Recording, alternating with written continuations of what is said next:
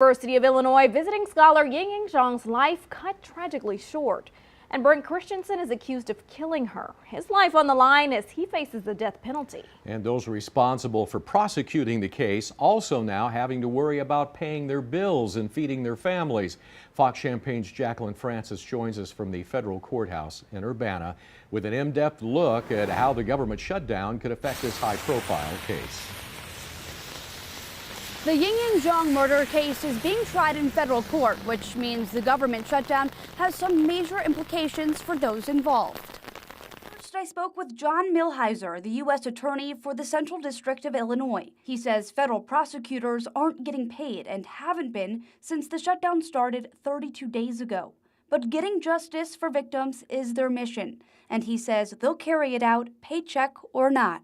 The mission of the office and the contingency plan that's been put in place by the Department of Justice, we continue with our criminal litigation and cases that are essential to public safety. Cases like Christensen's, where 3 U.S. assistant attorneys are putting in countless man-hours prepping for a capital case. Hours that will go unpaid until the shutdown ends. I think that general angst of the unknown and not knowing when you're going to get paid again, I think that's difficult for all the employees.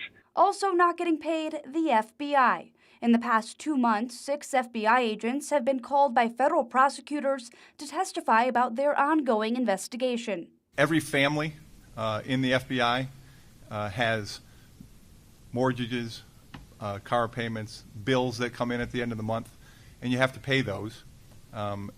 Try doing that without a paycheck. Nothing has gone into any of our personal checkbooks, but we still have to make payments on our daily life, right? So it affects everyone.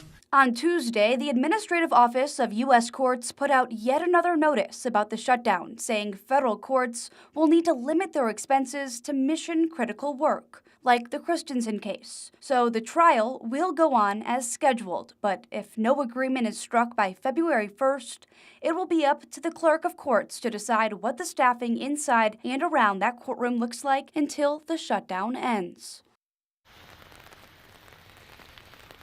Here's what we do know. Witnesses will still be flown in and the case will go on, even as prosecutors and court employees feel the trials of the government shutdown at home.